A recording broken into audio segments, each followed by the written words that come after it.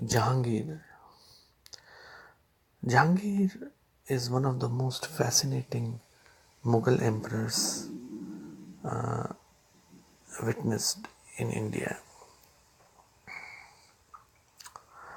Mirza Nuruddin Beg Muhammad Khan Salim, known by his imperial name Jahangir, was born on 31st August 1569, and the reign is from 31 August 1569 to 28th October 1627. Was the fourth Mughal emperor who ruled from 1605 until his death in 1627. His imperial name in Persian means conqueror of the world, world conqueror, or world Caesar.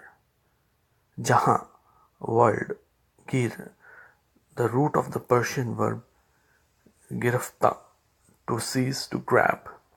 The tale of his relationship with the Mughal courtesan Anarkali has been widely adapted into the literature, art and cinema of India.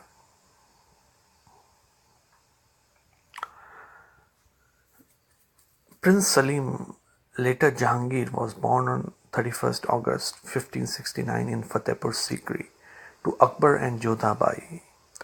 Akbar's previous children had died in infancy, and he had sought the help of holy men to produce a son.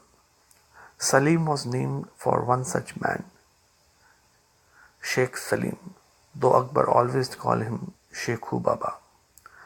Prince Salim forcefully succeeded to the throne on Thursday, 3rd November 1605, 8 days after his father's death, emerging victorious in the vicious struggle for succession between the 5 prominent and legitimate sons. Salim ascended to the throne with the title of Nuruddin Muhammad Jahangir Badshah Ghazi, and thus began his 22-year reign at the age of 36.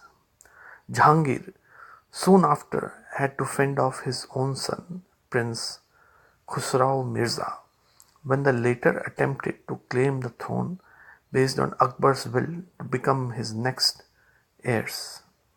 Khusrau Mirza was defeated in 1606 and confined in the fort of Agra. As punishment, Khusrau Mirza was handed over to his younger brother and was partially blinded and killed. Jahangir considered his third son, Prince Khurram, future Shah Jahan, his favorite. In 1622, Khurram murdered his blinded elder brother, Khusrau Mirza, in order to smooth his own path to the throne.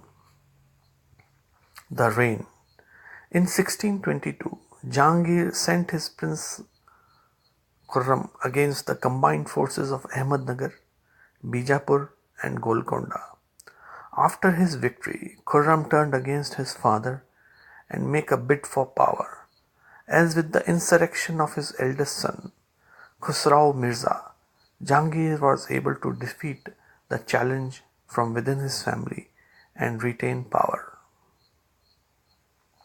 In 1623, the Mughal Emperor Jahangir sent his Tahvildar Khan Alam to Safavid, Persia, accompanied by 800 sepoys, scribes and scholars along with 10 howdahs well decorated in gold and silver, in order to negotiate peace with Abbas I of Persia, after a brief conflict in the region around Kandahar.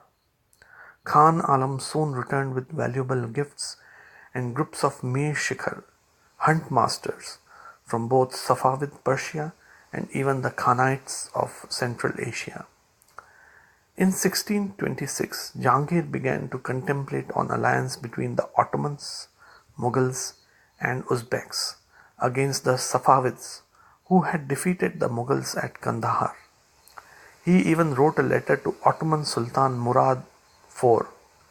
Jahangir's ambition did not materialize, however, due to his death in 1627. Jahangir was fascinated with art and architecture. Jahangir himself is far from modest in his autobiography when he states his prowess at being able to determine the artist of any portrait by simply looking at a painting. It was the work of Ustad Mansoor, as he said.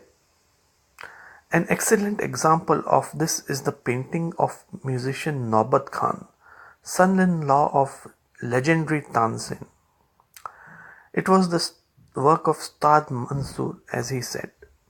He said, "My liking for painting and my practice in judging it have arrived at such point, when any work is brought before me, either of deceased artists or of those of the present day, without the names being told me, I say on the spur of the moment, that is the work of such and such a man.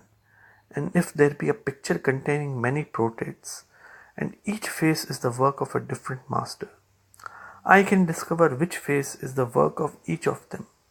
If any other person has put in the eye and eyebrow of a face, I can perceive whose work the original face is, and who has painted the eye and the eyebrow." Jahangir took his connoisseurship of art very seriously. Paintings created under his reign were closely catalogued, dated, and even signed, providing scholars with fairly accurate ideas as to when and in what context many of the pieces were created, in addition to their aesthetic qualities.